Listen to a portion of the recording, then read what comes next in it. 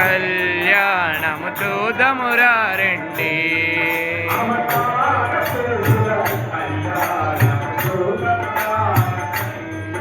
అవతార పురుషుల కళ్యాణము చూదమురా రండి.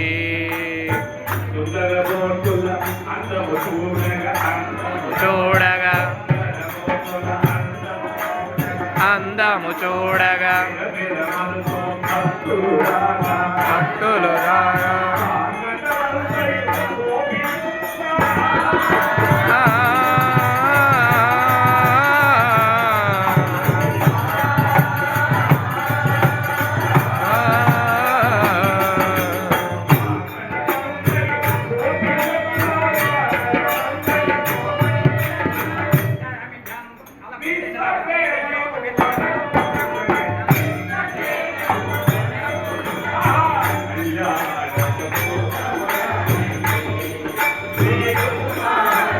కళ్యాణము చూదమురా రండి,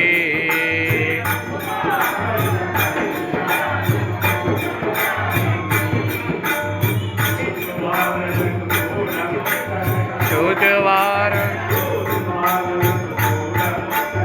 చూడముచ్చడగా కనుల పండుగగా కనుల పండుగగా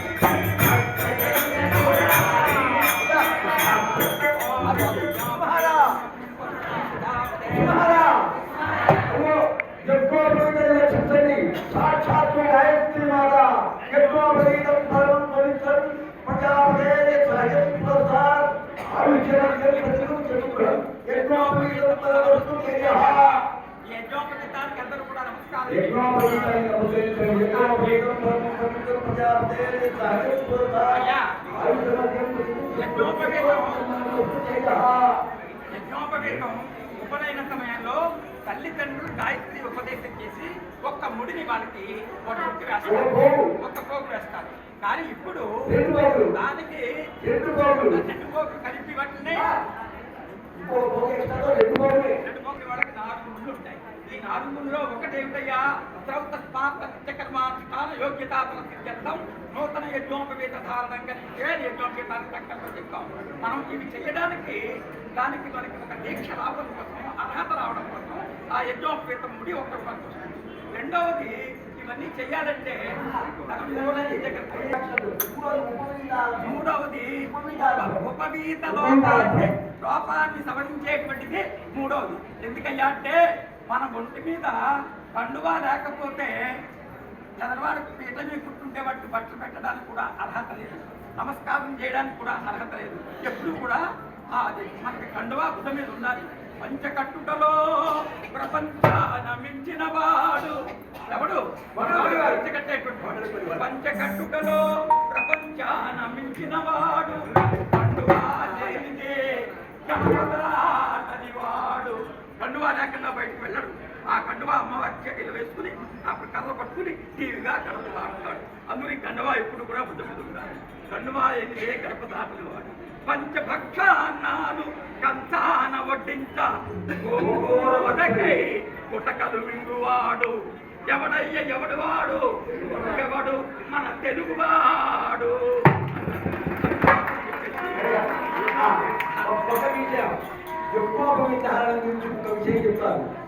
మొదటి యజ్ఞోపవీతం శ్రౌత స్మర్త కర్మాధికార సిద్ధ్యర్థం యజ్ఞోపవీతధారణమహం కరిష్యే. శ్రౌత స్మార్త కర్మాధికార సిద్ధ్యర్థం. రెండవది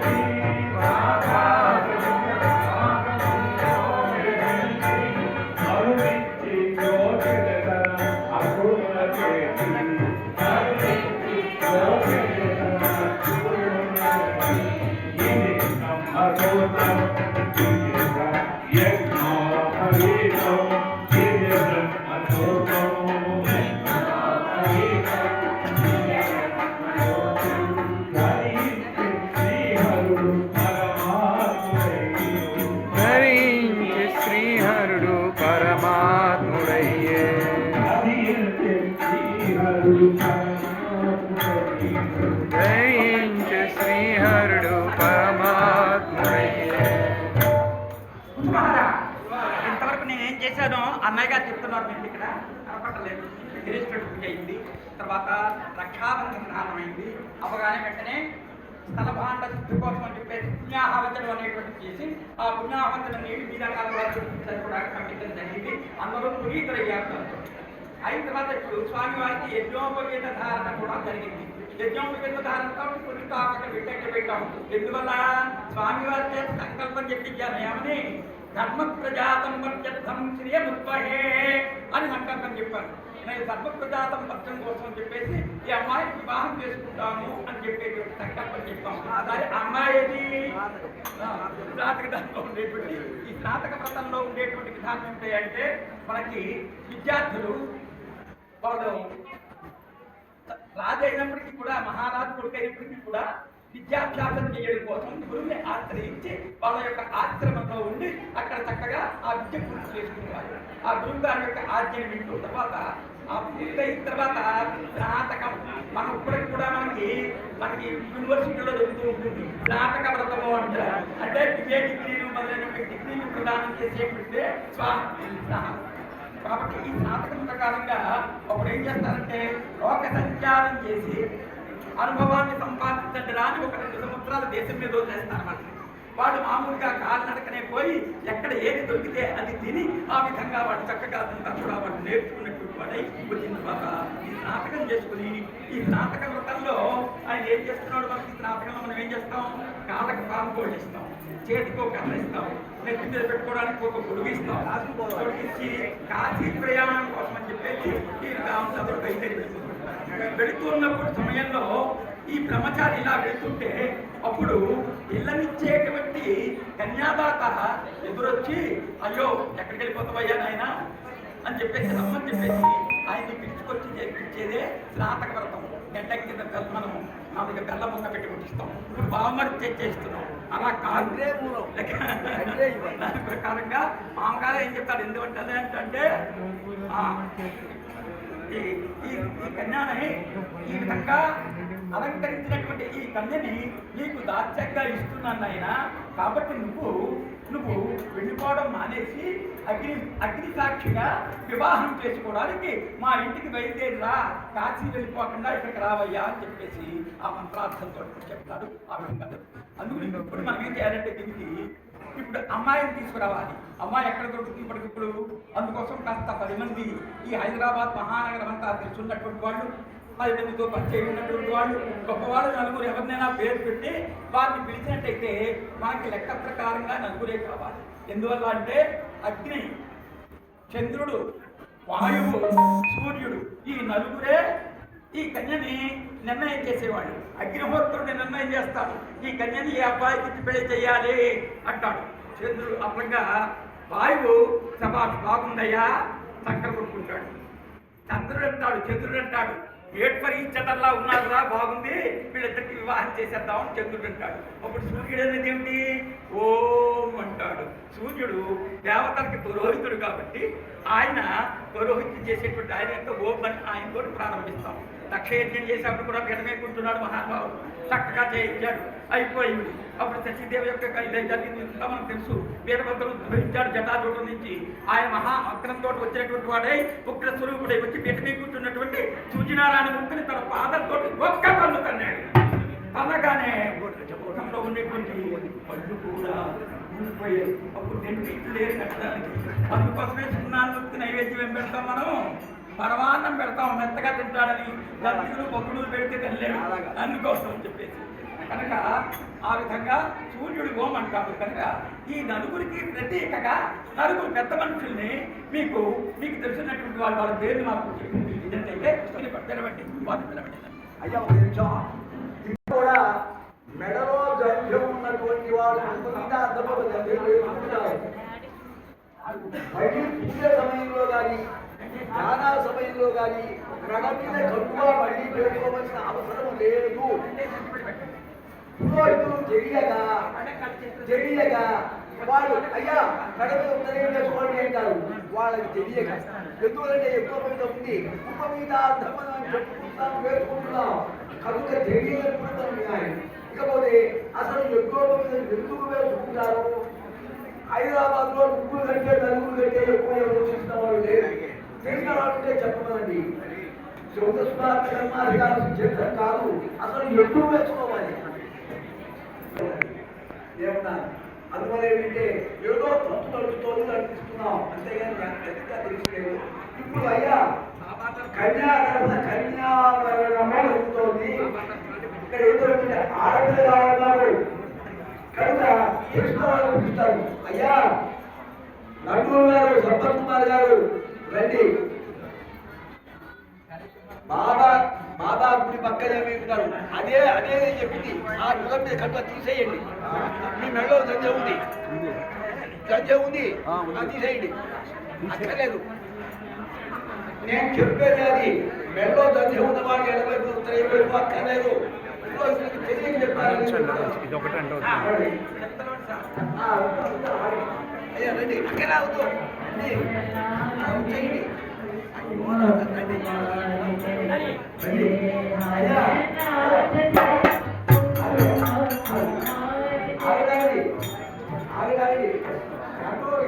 సంపత్ కుమార్ గారు ఇక్కడే ఉంటారు. వీరికి ఊళ్ళో బాగా పరిచయం ఉంది. అయ్యా మీ హైదరాబాద్ పట్టణంలో యోగ్యమైన అమ్మాయి ఉన్న మా అమ్మ ఉంది. 13 ఏళ్ళ వయసు వాడు, బాగా డబ్బున్నవాడు, హుషారుగా ఉంటారు, అండగా కృష్ణుడు లాంటి వాడు. చక్కగా పిల్లలు వెళ్ళిపెట్టండి, డాక్టర్ తీసుకోండి.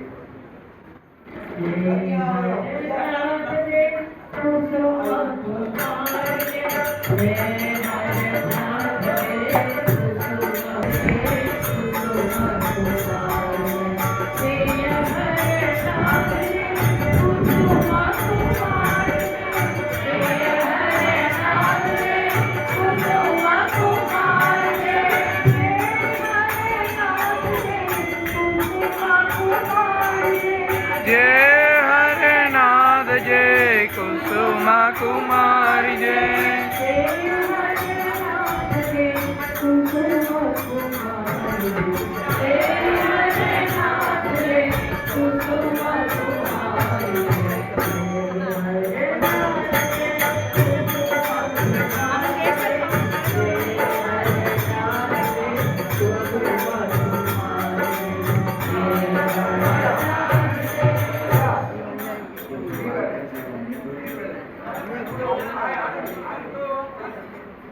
హైదరాబాద్ వాస్తవ్యులు ఈ ఏరియాలో బాగా పనిపడుతున్నారు. నన్ను సంపత్ కుమార్ గారిని పిలిచారు. హైదరాబాద్ లో పిలిచేది, హైదరాబాద్ ఎవరు లేరండి అన్నారు. ఇప్పుడు నాతో ఆంధ్రలో ఎక్కడైనా ఆంధ్రప్రదేశ్లో కానీ ఆ దక్షిణాదిగా ఉంటారేమో మా ఏరియా వారు అయ్యా సౌర్యాత్ర వెంకటరమణ గారు రండి. అక్కడ ఎవరన్నా యోగ్యమైన పిల్ల ఈ రాజకీయాల్లో ప్రసిద్ధి ఉన్నటువంటి వాళ్ళ పిల్ల ఎవరన్నా ఉంటే మాకు ఎక్కువ ఉందండి. 1 కోటి రూపాయలు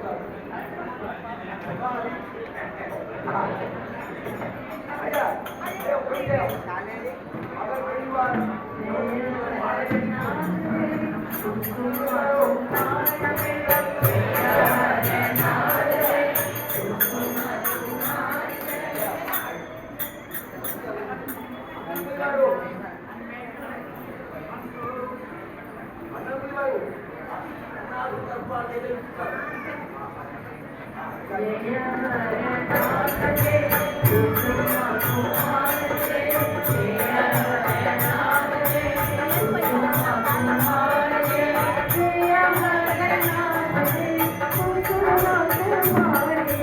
जय हरनाथ जय कुसुमा कुमारी जय। ఆంధ్ర తెలంగాణ అయిపోయిందండి. ఇంకా ఉత్తరప్రదేశ్ కూడా వెళ్ళాలి. బెంగాలీ వాడు కదా, బెంగాల్ తప్ప వచ్చిన వాడు ఎవరన్నా అమ్మాయి ఉంటాం. ప్రారంభండి మీరు అందరాగారు బాబు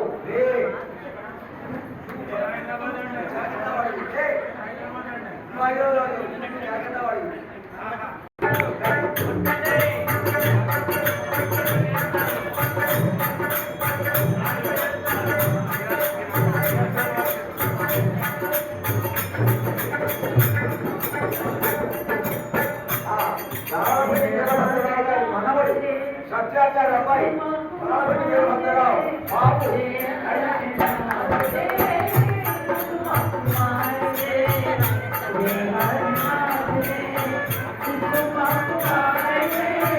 Yeah.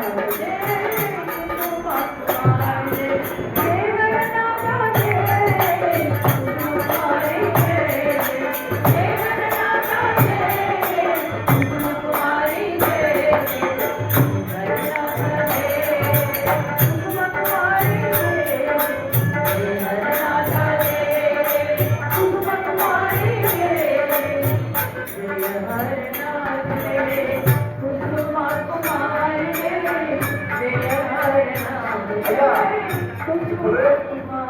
ఆయన కూడా చూశారు చదువుకున్న వాళ్ళు రాజకీయాల్లో ఉన్న వాళ్ళు ఎవరు ఉండలేదని వారికి తెలియదు. కాస్త డబ్బున్న వాళ్ళు ఎవరు చూద్దాం. అయ్యా బట్ట సత్యాన్ని గారు మీరు ఎక్కడున్నారు? సత్యనారాయణ గారు బట్ట రండి. ఒక 10 కోట్లు కనిపించేవాడు ఎవరైనా ఉంటే చూడండి. మాకు ఎక్కువ కదా 100 కోట్ల ఉంటుందంటే రండి.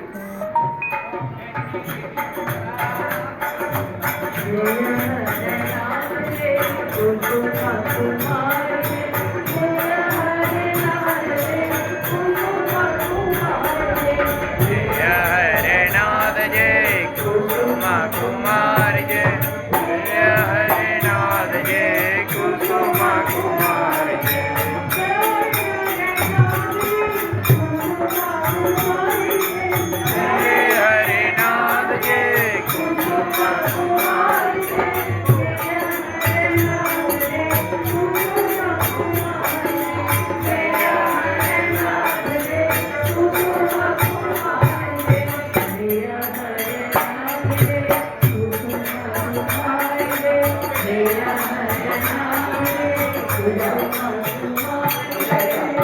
ఈయన మందిరానికి ఈ అలంకరణ చేయడమే కాకుండా అసలు మందిరానికి అర్థం కూడా అక్కడ ఆత్మగా కనిపిస్తున్నారు మీరే కానీ ఏం జరిగింది? మీరు కూడా మీరు సరిగ్గా చూడలేకపోయారు. అందువల్ల ఏం జరిగింది?